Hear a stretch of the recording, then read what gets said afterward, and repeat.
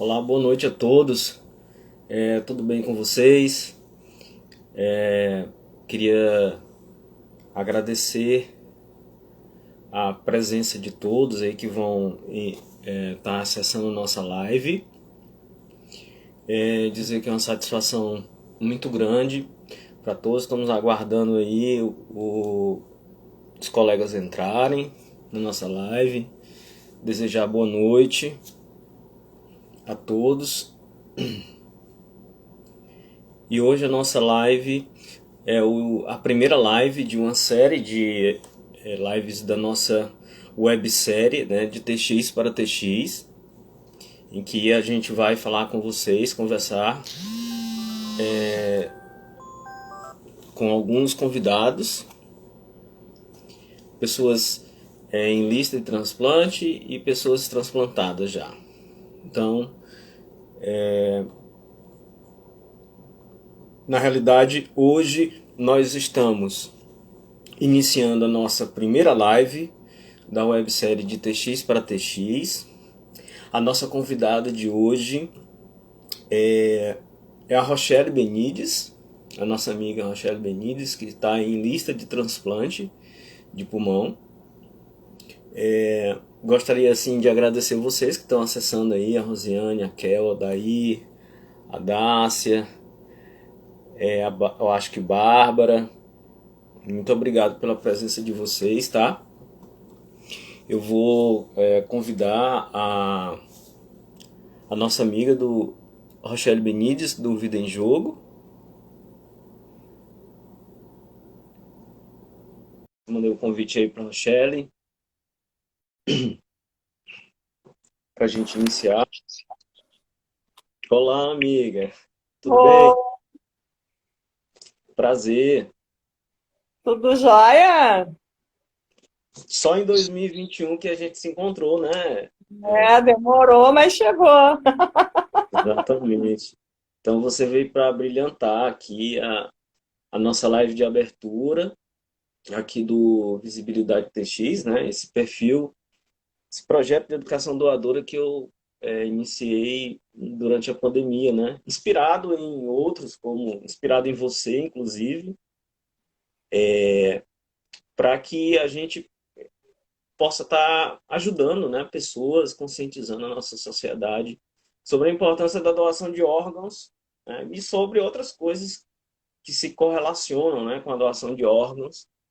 E é muito importante, é uma satisfação imensa, né? Eu acompanhei várias lives sua. O trabalho que você faz é maravilhoso. Eu queria te parabenizar antecipadamente, né? Dizer que hoje a nossa live de abertura. Queria agradecer a presença de todos aí que estão acessando nossa live. A gente vai ter a oportunidade de conhecer durante o mês de janeiro, fevereiro, a biografia de várias pessoas, a história de várias pessoas que estão em lista, pessoas que já passaram pelo transplante, que retransplantaram, transplantaram 2 vezes, 3 vezes, 4 vezes, né? E E isso tudo é para dar visibilidade. Geralmente, as pessoas que são transplantadas e que não estão em lista não têm a visibilidade que merecem, né? Por conta de inúmeras situações que a gente vai começar a entender e já nós que fazemos parte, né, desse universo de pessoas transplantadas e que estão em lista, nós sabemos muito bem o que é isso, tá? Então, essa é para a gente, na realidade, iniciar nossa live. Eu queria ler um pensamento, tá? Sempre eu vou fazer isso no início. Eu acho que é muito importante essa reflexão, tá? Queria que você desse boa noite pro pessoal antes de eu começar Boa noite, é uma honra, né, te conhecer. Boa noite a todos os internautas aí que estão conosco. Dizer que tu vem também desempenhando um trabalho belíssimo. Eu acho que todas as frentes que a gente puder reunir para estar falando sobre a doação de órgãos é muito importante, né? Independente se já foi transplantado, se está em lista. Eu acho que a informação é o que realmente liberta as pessoas, né? Então, eu acho que a internet é uma ferramenta muito poderosa e a gente tem que procurar utilizar ela com respeito, com sabedoria e procurar passar uma informação correta aí para quem está nos assistindo, né? Com propriedade, com carinho. Tem tantas histórias lindas em todo o Brasil, né, Jefferson? Já fez várias lives ainda, sabe também disso. Então, há muito a ser feito, né? Mas eu acho que está rolando um movimento onde as pessoas estão se engajando mais. Isso é muito legal. É, isso é muito importante, né? Então, gente, para abrir aqui nossa live, queria agradecer mais uma vez aí o Matias, quem está entrando na nossa live, a Patrícia. Agradecer demais. Se vocês puderem compartilhar nossas lives aí nos grupos, chamar o pessoal para... a gente sabe que é muita live, muita coisa, né? Muita informação, mas se vocês puderem divulgar aí, divulguem, tá? Bem, esse texto é o texto da Simone Cordeiro. Foi um texto que eu li ontem no Facebook, sabe? E eu achei muito interessante. Eu aprendi com Deus que ventos fortes nos fazem atravessar desertos como sementes e voltamos flores. Aprendi com Deus que ninguém é tão pobre que não possa ajudar seu irmão em uma oração.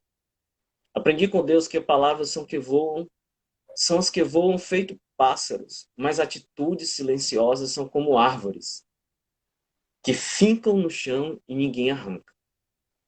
Aprendi com Deus que até o céu tem um tempo de azul e de cinza, de ventos e de sol, de luz ou de noite, que tudo dará certo no seu tempo.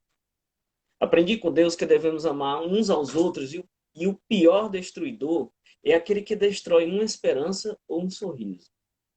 Aprendi com Deus que acordamos todas as manhãs porque Ele é quem nos desperta com alegria para novas batalhas, novas vitórias.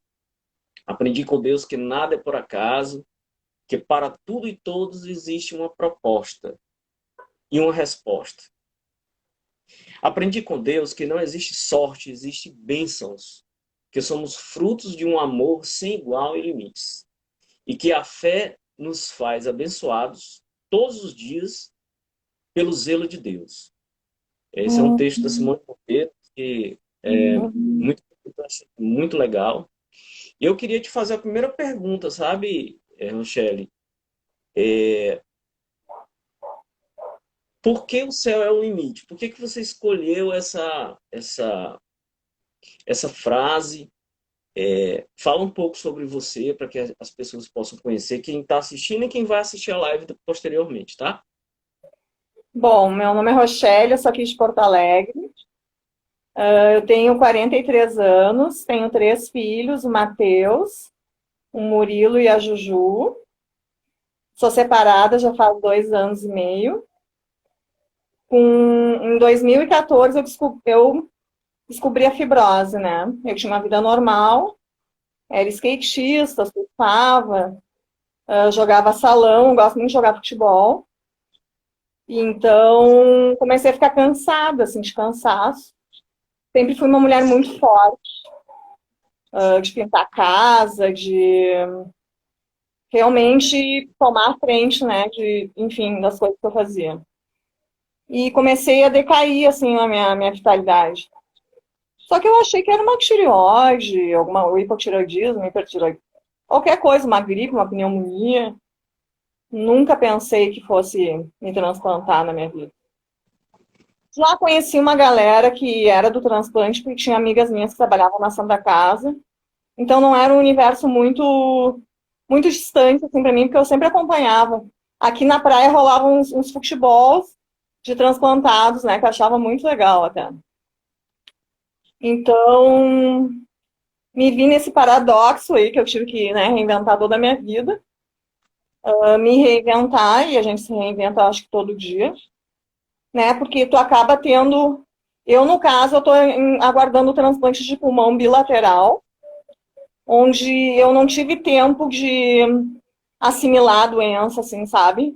Já foi aquela coisa assim, ó, tipo, usa oxigênio, tá amarrada, porque pra mim Quando eu usei o oxigênio, foi como se ele tivesse me amarrado numa corda, né? Porque, para quem não sabe, a gente fica preso, né? No caso, hoje eu tenho 7,5 metros que eu me locomovo dentro da casa. Eu tenho vários tipos de oxigênio que eu utilizo, né?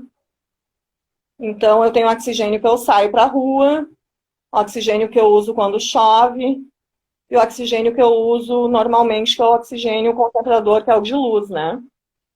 Então, para mim, e a liberdade para mim sempre foi uma coisa muito importante. Mas o que eu quero falar para vocês é que o céu é o limite, chegar nessa porque eu acho que o ser humano ele não tem limite, né? Ele é um ser divino e ilimitado.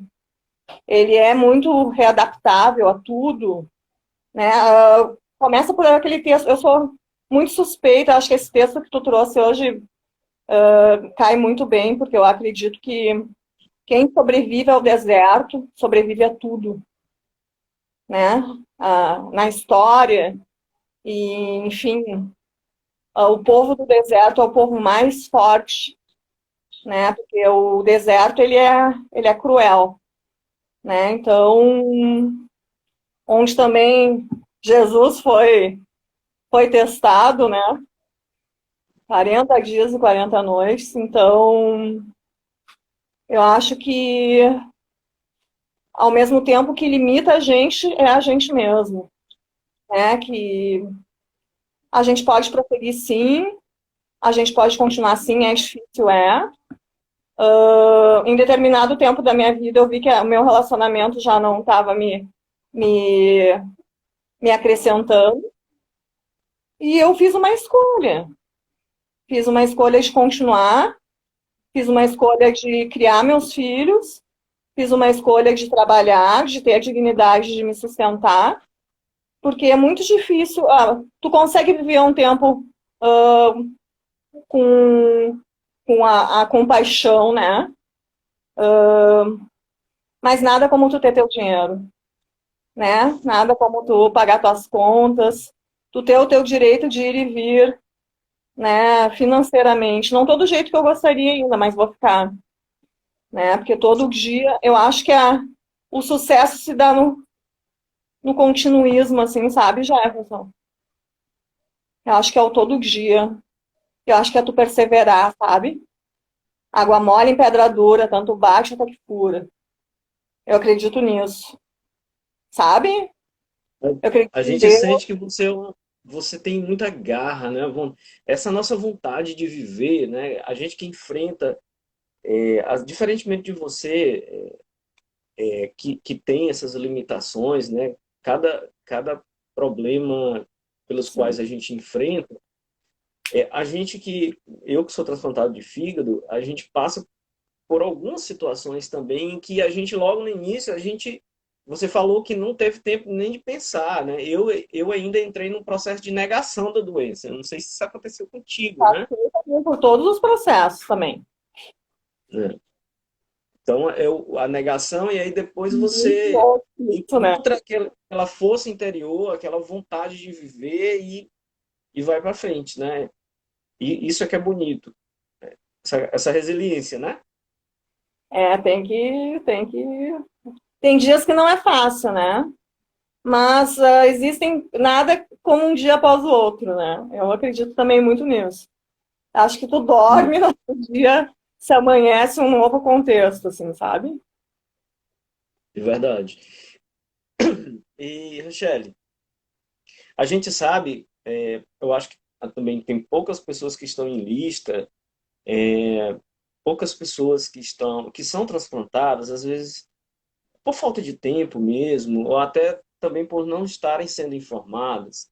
Nós temos a Associação Brasileira de Transplante de Órgãos, a BTO, e ela tem uma publicação que ela é trimestral, né, que é a Revista Brasileira de Transplantes. E ela traz todas as estatísticas, né, sobre doação de órgãos, sobre transplante de órgãos. Eu sempre gostei de dar uma olhadinha nessa revista e eu para abrir a próxima pergunta para você, eu vi alguns dados em relação ao transplante de pulmão, né, no Brasil agora de janeiro a setembro de 2020. foram feitos 39 transplantes de pulmão, né? São 5 centros transplantadores em 2 estados, Rio Grande do Sul e São Paulo, né? É, Em São Paulo abriu Curitiba também, tem mais um centro é, transplantador. isso. Eu estou falando dos que fizeram agora. O dado que tem lá, ele indica que em São Paulo foram feitos 23 transplantes, né? E o Rio Grande do Sul 16, tá?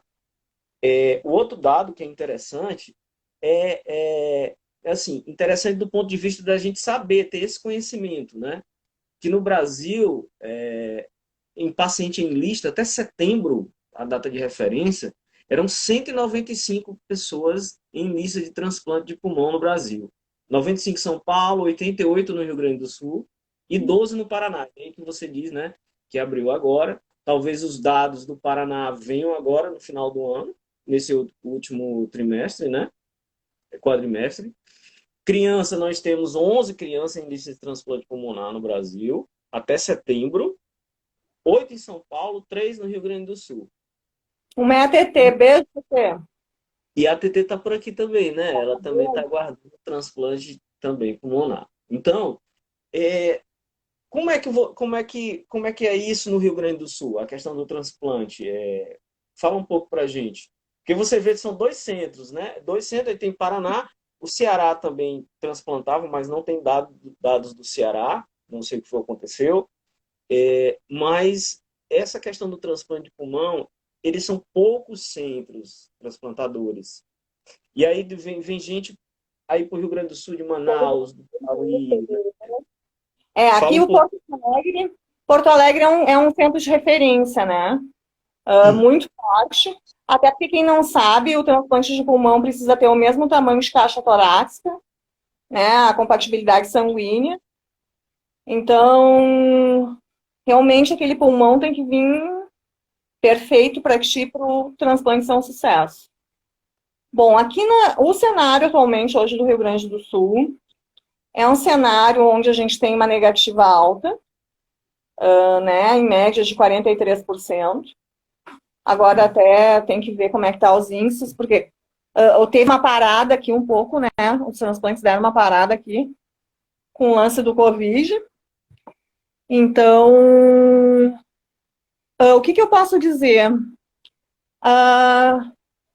O transplante aqui no, eu acho que o transplante em si, ele é uma corrente, sabe, Jefferson? Porque eu consigo hoje ter uma visibilidade completa do sistema, tá? Por estar em lista, por ter feito projetos e enfim, ter acesso a várias pessoas e cada vez mais a gente tem conhecimento, todo dia a gente aprende mais.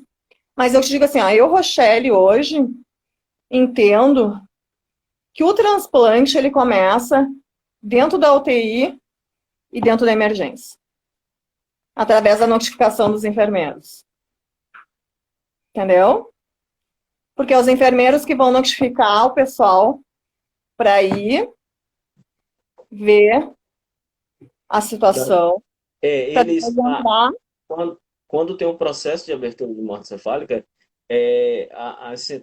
os hospitais têm a obrigação de informar as centrais estaduais do transplante para iniciar um processo de potencial doador, né? Tudo depende do protocolo de cada cidade, né? O protocolo é esse. Mas a questão que eu quero te dizer é que a gente precisa educar esses auxiliares de enfermagem, esses enfermeiros, para quando acontecer as mortes encefálicas, que eles notifiquem, né? Que eles notifiquem. Porque a gente sabe que o processo de transplante, ele é um processo demorado, ele é um processo que envolve várias etapas, né? Então, eu tô falando isso para o pessoal saber onde que começa, tá, o transplante. E aí, após, entro em contato com a OPO, né, no caso, que é a OPO aqui em Porto Alegre, que entra em contato depois com a família doadora, fazem todo o processo com a central de transplantes, enfim, todo aquele protocolo. Então, é um protocolo cumprido, que tem que agir com maestria em menos tempo possível para que aquele transplante ocorra. O pulmão ele dura 6 horas. É muito. Que tem o tempo de isquemia, né? O tempo é muito curto, né? Tem a Em relação manutenção aos do potencial doador, né? Porque aquele doador que está lá, ele tem que estar bem cuidado, entendeu? Ele tem que estar apto, né? Para quando chegar, ó, deu tudo certo. Quando chegar aquele órgão no receptor, o órgão tá legal, tá perfeito, né? Então, Entendi. eu tô trazendo, enfim, essa temática para as pessoas poderem ter entendimento, né? E porque a gente fantasia muito também, né, Jefferson? Quando a gente fica doente no começo, a gente procura o Google, a gente tem o processo de negação, enfim. Então, até tu entender como é que o processo, existe um protocolo para te entrar em lista, tu tem que respeitar esse protocolo, tu tem que estar bem clinicamente, psicologicamente, ter um peso adequado, porque a cirurgia de transplante é uma cirurgia pesada, né? É uma cirurgia que é evasiva. E tu tem que estar pronto. Quando eu fui, quando eu recebi a notícia, né, eu pensei assim, bem, eu tenho que me preparar para como se fosse assim uma prova, uma jornada, né, que eu tinha que É um concurso, meu irmão, fazer é um tudo. concurso também. E aí a gente sente também, né, Rochelle, que você é uma pessoa que engajada, está em lista, está engajada, outras pessoas também estão, e a gente tem essa preocupação dessa limitação de poucos centros transplantadores de pulmão, né? Porque você imagina pessoas que saem daqui do Nordeste ou do Norte, vão para o Rio Grande do Sul, ou vão para São Paulo, deixam a sua vida, deixam o seu trabalho, né? Limitações muito importantes em relação a tudo. Tem algum acolhimento aí quando chega uma pessoa de Sim, fora? sim, tem 2 posadas que recebem, que é a Via Vida e a Madriana, né, que fazem um trabalho de acolhimento fantástico, mas às vezes nem sempre tem vaga. Geralmente o pessoal aluga, né, algum local perto da Santa Casa. Geralmente recebe o TFD, né, Uhum. enfim. E eu procuro, sempre que essas pessoas chegam, Jefferson, eu acolho elas, sabe? Eu falo onde tem lugar para comer, o que dá para fazer. No que eu posso ajudar, eu ajudo, sabe? Eu me disponibilizo, eu fico disponível, né? Para me ligar, para conversar. Porque as pessoas também precisam conversar. As pessoas caem aqui em Porto Alegre de paraquedas, né? É outra cultura, é outro clima, né? Tá longe de casa, às vezes vem só 2 pessoas, né? É, e muitas vezes, né, as pessoas não percebem que, às vezes, quando é um casal, quando é o esposo ou a esposa, às vezes vem um filho, às vezes vem um tio, porque o marido ou a esposa não pode deixar de trabalhar para manter a situação. E E ainda tudo tem a questão, só para explicar para as pessoas, que o TFD é o tratamento fora do domicílio, é um protocolo que exige a pessoa entrar na Secretaria de Saúde para receber, né, um valor mensal para estar, para viajar ou para ficar num determinado local, né, que não é o estado dele, né, ou não é o município. Por exemplo, se tiver alguém do Rio Grande do Sul, do interior, ou cidade afastada da capital, de Porto Alegre, também recebe, né? e cada um tem um valor, né? Cada estado Uhum. tem um valor. A Coração Valente está perguntando ali de onde que eu sou de Porto Alegre. E outra coisa, Jefferson, que eu acho importante a gente falar também, que tem, tem espaço para transplantar nesses centros transplantadores. O que a gente precisa é que as pessoas falem mais sobre doação de órgãos. Que existam políticas públicas, que as centrais de transplante se engajem mais, trabalhem mais, se comprometam mais. Olha o trabalho que é feito em Santa Catarina e no Paraná, sabe? Que é um trabalho maravilhoso que a Arlene e o Joel fazem, sabe? Então, eu acho que a gente tem que se espelhar em pessoas que dão certo, em modelos né, estruturas que funcionam, né? A gente não está falando de qualquer coisa, a gente está falando de vida, né? Os meus filhos querem a mãe deles, não querem saber. Tem isso, né? Então, só para complementar aí a tua fala, Michele, tem um dado aqui que eu procurei aqui na Revista Brasileira dos Transplantados, só para avisar aí de transplantes, que é do site da BTO. Foi o Lucas que perguntou, e eu sou do Piauí, teve uma mãe, né, que perguntou, né? Eu sou do Sim. Piauí, Teresina, capital, fria danada. Então, assim, gente, potenciais doadores. Nós tivemos 400, isso dado do Rio Grande do Sul. Eu vou só mostrar para você, para quem está assistindo, Variedade. é, Ai, por nós favor. temos, aí no Rio Grande do Sul, nós tivemos potenciais doadores, 422, né? Doadores efetivos foram 140, Tá tá? entendendo? Tá Aí a entendendo? diferença do que poderia ser potencial doador e 140. Aí, esse que não foi doador, ou é recusa familiar, ou situações de parada cardíaca, outras situações de Situações comprometimento adversas. Situações adversas. hospitalar, né? Aqui no Piauí, só para você ter ideia, foram 39 potenciais doadores, 39, e só 4 doadores efetivos, de janeiro a setembro de 2020, tá? Doações efetivas. Então, no Brasil, de 7.708 notificações, dessas notificações que foram feitas de morte cefálica, para abrir o processo da entrevista, só foram realizadas no Brasil 4.390 entrevistas. E dessas entrevistas, 1.619 famílias recusaram. Ou seja, de janeiro a setembro de 2020, no Brasil, nós tivemos uma recusa de 37%. Mas por que tu Tá? acha que famílias se acusam? Por que que tu acha? Por que que tu São, acha, Zé? olha, são vários fatores, né, Rochelle? Eu acho que tem uma questão cultural, a questão da ausência da informação nos estados.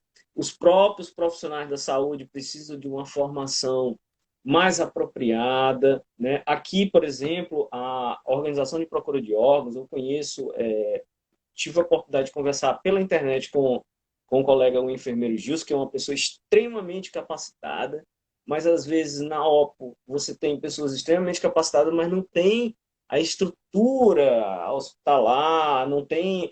E ainda existe o problema das subnotificações. Será que aqui no Piauí, de janeiro a setembro, nós só tivemos 39 situações de AVC e traumatismo crânioencefálico? Não. Não. Então está tendo subnotificação. Não estão informando as centrais estaduais de transplante. É isso que eu estou te Isso falando. acontece não O é só aqui, transplante não é só começa aqui. dentro da UTI. É isso que eu estou te trazendo. O transplante começa Uhum. dentro da UTI e da emergência. Entendeu? Que é uma demanda que está acontecendo. Entendeu?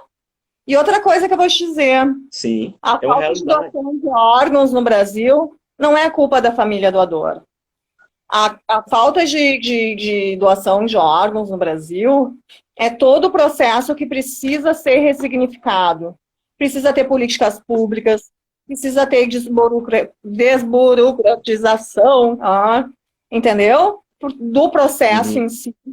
Precisa ter a agilidade do ML, precisa ter um monte de Eu acho que está coisa já. falhando. Tá me Eu não sei se o ouvindo? pessoal está dando assim tá acontecendo uma pequena falha, mas eu estou te Estão me conseguindo te ouvir. ouvindo? Estão me ouvindo, gente?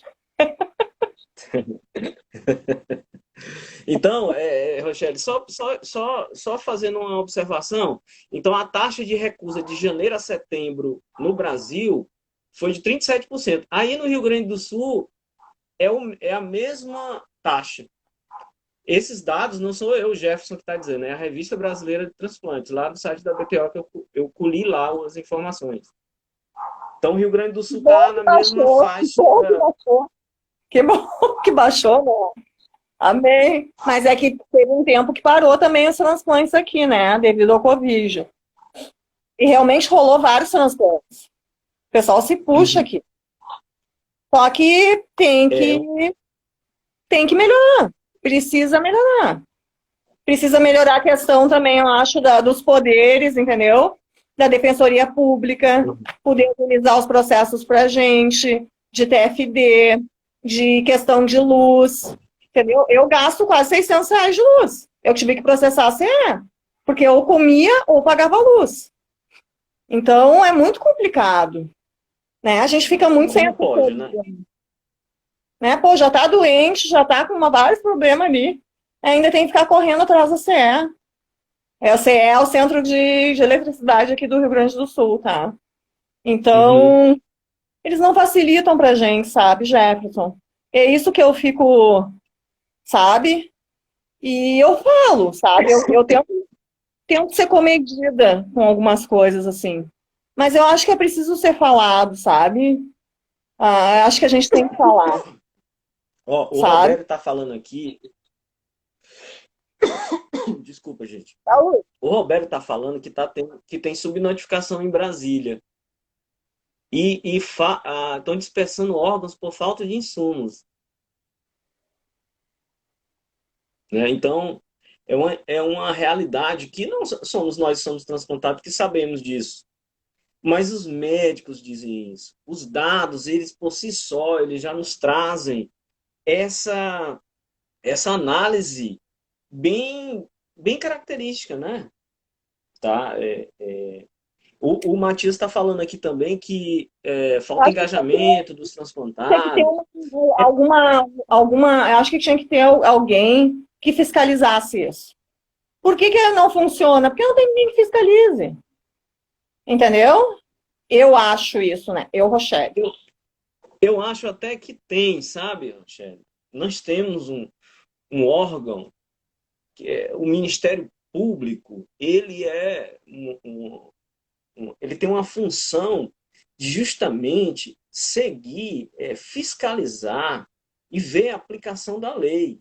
Não é Cadê o Ministério necessário, Público?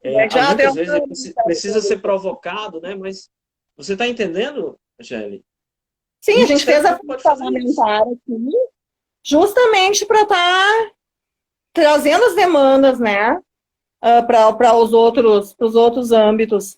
E eu acho que é Eu, importante a eu, gente também se organizar politicamente, sabe, Jefferson? Porque sim, juntos a gente tem mais força. eu não sei porque eu não estou conseguindo te. Às vezes está Me travando, ouvi? eu não sei, eu acho que às vezes tá travando para mim. Então, ó, você falou, Rochelle, sobre a questão de você ter essa despesa, além desse todo esse processo que você está passando, né? Do adoecimento, a lista de transplante. A gente observa que aí no Rio Grande do Sul e nos estados onde o número de doações é bem maior, onde são centros transplantadores. Aqui também no Nordeste nós temos grandes centros transplantadores, mas ainda temos muita defasagem. E depois de todo esse processo, ainda tem a luta pela questão dos direitos das pessoas que estão em lista. Então, como foi essa tua experiência? Tu teve alguma auxílio doença? Como foi isso para Não, e durante a pandemia, além do mais, né? Como foi isso? eu me aposentei direto, porque quando eu descobri, eu já estava na capa da gaita, né? O médico me deu 2 meses de vida. Disse, ó, tu tem 2 meses de vida, querida. E eu disse, não, não aceito isso. Sou imorrível. E outra coisa que a gente tem que abordar também, que é muito importante, É a permanência do SUS, a valorização do SUS. Todo transplante do Brasil é efetuado pelo SUS. Beijo, SUS. Amo o SUS. E o SUS nos ajuda muito. Defender o SUS é importantíssimo. É, é, todos nós sabemos que o SUS está sendo alvo de ataques, né? Desde a aprovação daquela emenda lá que tirou recursos, não só do SUS, mas da segurança, a emenda constitucional, inclusive com muitos parlamentares aí que fizeram isso em detrimento, né, da saúde, e hoje nós vivenciamos as pessoas que não acreditavam no SUS, as pessoas assim que tinham o SUS como uma coisa muito distante, que não, aquilo que não prestava. Mas se não fosse o SUS na pandemia, o que seríamos de nós na pandemia, né? É. A primeira coisa que lota são os hospitais privados. Mas lota, né? Chega uma hora que lota. É, E aí? Vai para onde? isso. Rochelle, Vamos lá. você, você sentiu, você ainda sente dificuldades.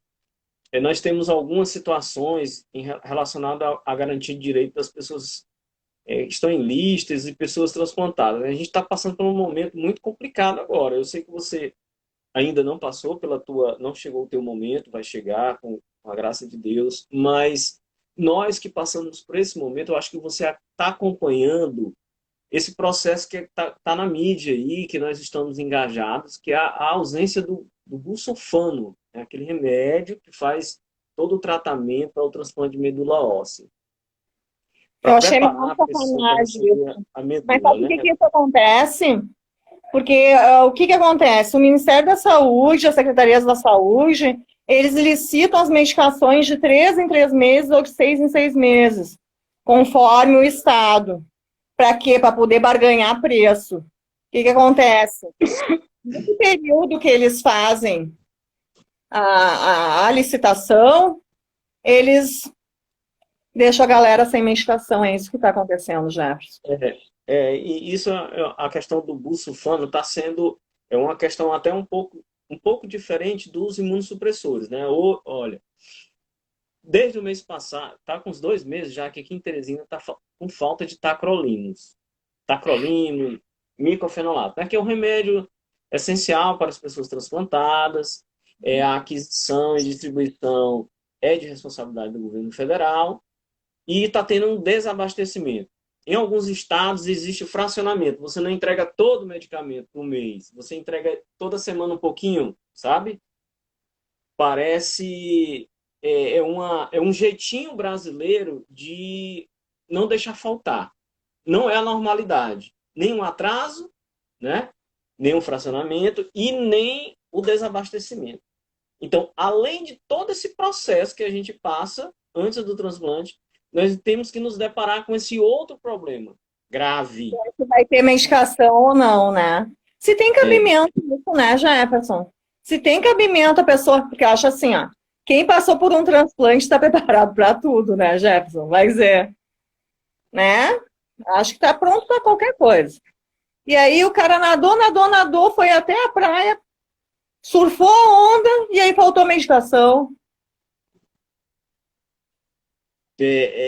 ocasiona, nós temos, se salvo engano, em 2017, os colegas transplantados estavam falando que aquele ministro Ricardo Barros, que assumiu o Ministério da Saúde, houve um grande desabastecimento de remédio, de medicamentos, lá em 2017. E foi o caos, né, no Brasil inteiro, com testemunho de pessoas que perderam o enxerto por causa da falta de medicamentos. E olha só, isso está preocupando a gente, porque nós estamos agora num processo de toda hora, todo mês, a gente tem que ir para a televisão, a gente tem que, né, Botar a boca no trombone. porque senão é uma questão muito complicada. Eles O, tentam uma forma, Jefferson, de organizar a sociedade civil e tentar montar um bloco, uma frente e ir para cima. Não tem outra coisa. Não tem. Aqui, quando começou a desabastecer, a gente organizou uma reunião na frente parlamentar, fizemos uma reunião com a Secretaria da Saúde e colocamos na mesa. Entendeu? Porque é muito. Olha, é muito desrespeito, né? É desrespeito com o cidadão, Jefferson. É desrespeito com o cidadão, gente. Não tem medicação. Isso. Rochelle, em relação a gente tangenciou um pouco, a gente viu, por exemplo, no dado que nós temos aqui sobre a questão da doação, dos transplantes que eu citei, vocês aí passam por o centro transplantador, que é Porto Alegre, vocês passam por algumas outras dificuldades que tu queira mencionar. Quais são as dificuldades que tu enfrenta em relação ao que vocês que estão em lista e enfrentam? Né? Porque aqui consta, Rochelle, que nós temos no Rio Grande do Sul 88 pessoas em lista. 88 pessoas em lista no Rio Grande do Sul para transplante de pulmão. O que que acontece? Acaba acontecendo que acaba afetando a demanda, né? Aqui é um centro de referência, mas a demanda, a oferta de órgãos ainda é baixa. Então, isso é um problema muito sério, né? Que é preciso fazer todo um trabalho, enfim, de consciência doadora, né? Eu acho que também tem a questão, Jefferson, da educação das crianças. Eu acho que tem que fazer a curricularização dentro das faculdades. Eu acho que é um processo que engloba muitas coisas, sabe? Existem muitos problemas, né? Mas eu acho que eles sempre vão existir, a gente tem que ultrapassar. O maior problema que eu vi é essa questão de a gente ter que usar o oxigênio e, né, no fim, tu ter o subsídio, mas o subsídio não é equivalente. Eu acho que a questão de auxílio-doença, eu acho que a Defensoria Pública teria que fazer uma parceria junto, né, para estar, enfim, facilitando. Outro aspecto que eu acho muito complicado, eu acho que tem que ter prioridade no atendimento, tanto transplantado e tanto paciente em lista, em qualquer lugar. Isso eu acho muito ruim, Jefferson. Sabe? Isso que tu falou é tão importante. Tu falou de duas coisas que eu acho importantíssimas, né? Inclusive, eu como professor, essa questão da doação de órgãos era uma digamos assim, não está dentro das escolas como deveria. Mas eu vejo, às vezes, com uma preocupação, eu como educador, eu que já trabalhei a minha vida inteira, né? 20 anos com formação de professores, e eu estou, inclusive, montando até um projeto de educação doadora. Vocês aí chamam de cultura doadora, alguns chamam de Tem consciência consciência doadora, doadora, né? cultura doadora. Tem a É, Graci que faz um trabalho belíssimo lá do Cultura é. Doadora. Isso, Cultura Doadora. Inclusive, muito material lá no site. Acessem, viu, gente? Lá no É, Cultura Doadora. Tem muita coisa interessante. E quando tu falou em curricularização, eu me lembrei da Lei Tatiane, né? Tem a Lei Tatiane que está em apreciação no Congresso Nacional. Parece que houve uma mudança lá da Lei Tatiane em relação ao currículo, porque no Brasil, para você implementar qualquer temática no currículo, não é por lei, via Conselho Nacional de Educação, que aprova Educação e pelo Ministério da Educação. É outro trâmite.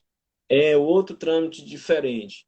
Então, assim, enquanto isso não chega, até chegar, eu acho que essas políticas públicas municipais, nas escolas municipais, devem ser conduzidas nas secretarias municipais por profissionais, por professores que passem por formação, tanto a formação para os educadores que estão em sala de aula, para os coordenadores das escolas e para os gestores escolares, para que eles se abram, porque você vai lá dar uma palestra você fala daquilo, mas o importante é você in- introjetar dentro da escola que seja uma coisa contínua, É que uma eu acho que educação contínua. tem o lance da captura. Eu acho que tu tem que capturar a pessoa, sabe? É, Eu acho que a exato. palestra ela é uma forma de tu entrar. Só que a cultura, ela é muito fechada, sabe? As pessoas não querem falar de morte. As pessoas não querem falar de doação de morte. E, gente, a doação de órgãos começa pela morte. E aquela pessoa não morreu para te dar o órgão, sabe? Eu acho, às vezes, eu assisto lives, assisto que as pessoas dizem, eu fico chateada porque uma pessoa morreu, e eu vou usar o órgão do morto. Tô falando bem assim, bem grosso mesmo, porque é real isso, tá? E eu acho um absurdo. Eu, Rochelle, tá? Cada um pensa do jeito que quiser, tá? Porque eu acho assim, o cara não morreu por causa de mim. O cara morreu. Que legal que ele vai poder acender a minha vida e a vida de outras pessoas. Olha que coisa maravilhosa. Gente, vamos Rochelle, parar de pensar isso. hoje, hoje eu testemunhei eu até conversei com ele pelo Instagram, eu acho que é o Ítalo, o nome dele é Ítalo. Ele é filho, o pai dele faleceu e eles doaram o órgão do pai. E aí, eu vi na OPA de Ribeirão Preto, salvo engano. Né? Me corrija se eu estiver enganado aí. E lá, o receptor fez uma homenagem, escreveu uma homenagem, Uma eu coisa acho que maravilhosa. entregou para a OPO, e a OPO entregou para a família. E o filho que recebeu o Ítalo, ele fez questão de colocar nas redes sociais dele esse agradecimento do receptor, sem nem conhecer o receptor. Eu acho que Né? existe uma lei que não pode, né? Se É, conhecer, tem um protocolo. Enfim, se existe esse protocolo, tem os motivos para haver. Mas a questão, Jefferson, que eu quero falar, que as famílias doadoras precisam de respeito. A gente precisa respeitar as famílias doadoras. E se elas querem doar ou não, é uma decisão delas. Porque ela né? já chegou lá no hospital, de repente ela não foi bem tratada, ela já está cheia de problema. E se ela não quiser doar, tudo bem, valeu. Se quiser doar, que legal. Muito Elas obrigada. devem estar informadas, né?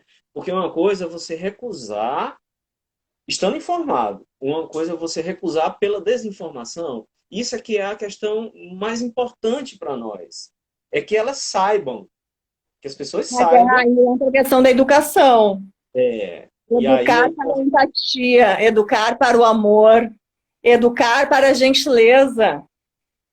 é a pedagogia do afeto. Inclusive,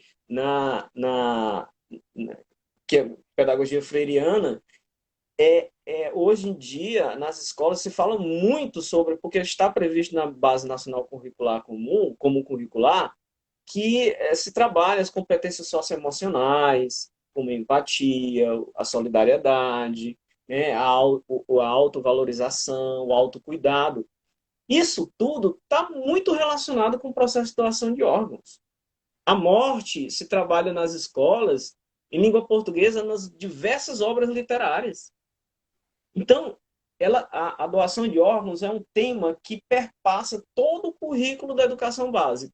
Agora Todo. eu vou te perguntar uma coisa, então, para ver se tu sabe.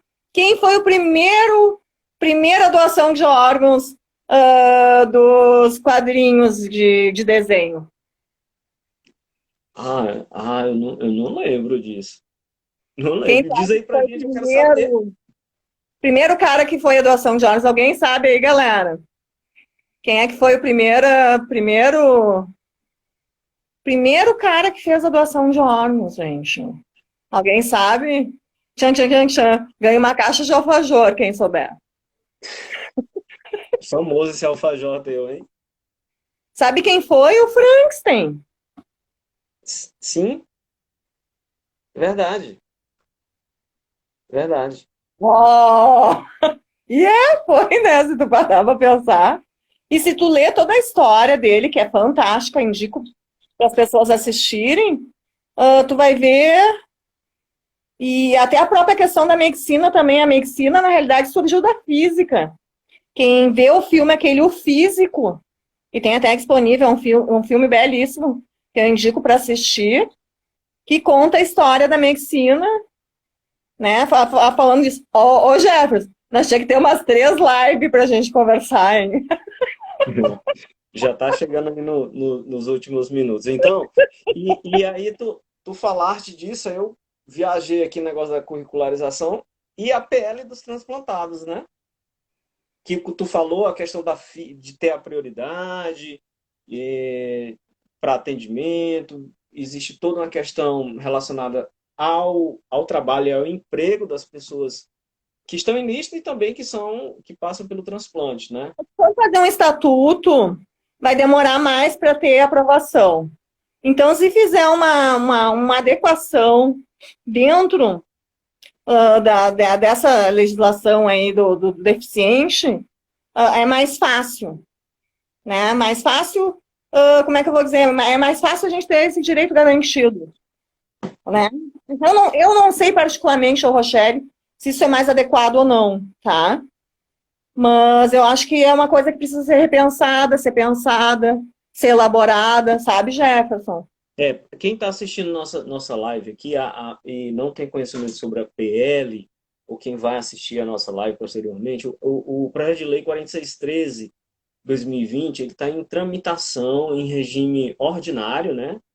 Lá na Câmara dos Deputados, nas comissões, ele visa alterar o artigo 2º do Estatuto da Pessoa com Deficiência, lá da legislação, para que a partir de um laudo médico comprovado por uma equipe médica, que se a pessoa transplantada tiver limitações de ordem, né, prevista na legislação, ela passará a ter os mesmos direitos da pessoa com deficiência.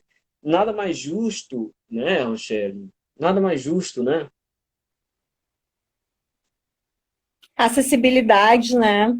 As cidades não estão preparadas, as pessoas não estão preparadas.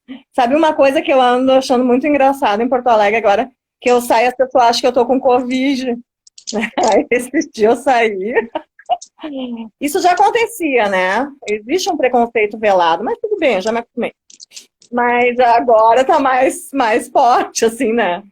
Por causa que eu saio com concentrador, então as pessoas acham que eu tô com Covid, né? E o Murilo, que é meu filho, dá risada, né? Tem que dar lá, a mãe tá achando que tá com Covid. Aí eu olho assim. Mas tô trazendo isso porque é Nelson Rodrigues, né? Vida como ela é, né? Uhum. Os colegas aqui estão falando de união das pessoas transplantadas. Quer fazer algum comentário? O Matias, o Adailton? Eu quero Precisa mandar mais um de beijo união. para É. eles e dizer que eu acho que sempre precisa haver mais empatia, mas eu acho que principalmente as pessoas têm que ter responsabilidade do que elas postam nas suas redes sociais. Elas têm que ter consciência do que elas estão escrevendo, do que elas estão falando, vai refletir em outras pessoas. E foi bem aquela parte do texto que tu fala. Às vezes tu tira um sorriso, como é que é aquela parte? Agora me esqueci. Que, né, que Você, tu... você tira, você tira a esperança, você tira. Aprendi com Deus que devemos amar uns aos outros e que o pior destruidor é aquele que destrói a esperança ou um sorriso. que a gente tem que ter esse cuidado, né? Às vezes eu também sou um pouco, sabe, mas eu acho que a gente tem que ter esse cuidado. A gente precisa ter esse cuidado porque já é tão difícil a gente estar nessa situação.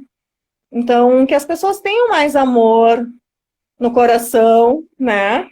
Que Isso. 2021 seja um ano melhor. Eu sou a favor de fazer uma frente de doação de órgãos fortíssima em todo o Brasil, mas Um com grande as pessoas movimento, né? certas, com as pessoas certas, né? Eu acho que há muita gente oportunista também aí no meio, então eu acho que a gente tem que filtrar, né? Que realmente Isso. esse trabalho é um trabalho de muita responsabilidade, né, Jefferson? Exato. E, Rochelle, os colegas estão dizendo que em relação a essa união é no sentido de pressionar, de estar indo lá no site da Câmara dos Deputados, estar falando, estar mandando o WhatsApp ou no Instagram do deputado, o transplantado que mora lá em Alagoas, para ele entrar em contato com o deputado federal que ele votou, que ele não votou, porque ele é representante seu na Câmara dos Deputados, o senador, o teu vereador, que geralmente tu votou, tem um contato mais próximo, ele conhece o deputado lá para falar. Ou seja, as pessoas, mesmo que não queiram acessar lá o site, mas eles podem fazer isso com seus familiares, né? Com as pessoas que ele conhece, para que façam isso também, né? Não custava nada. Já pensou cada transplantado pedir para 5 parentes ajudar ele a 1% da acionar? população é transplantada, tu sabia disso? Oi? 1% da população é transplantada no Brasil. Então, É, gente, os colegas estão dizendo que precisa aprovação apenas de 171 deputados, né? Olha só, de 513, né? 513 deputados. 500 e nós poucos temos deputados. que ver quem é a listagem de quem falta e dar É, uma metralhada na galera.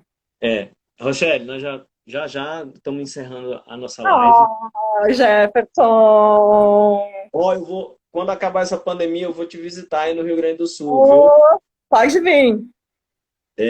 Queria que você mandasse uma mensagem para quem está assistindo nossa live, para as pessoas que vão assistir. Ah, eu Fique à quero que vontade. 2021 seja um ano iluminado para todos.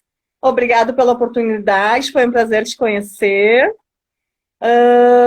Obrigada a todo mundo que estava com a gente aí na rede.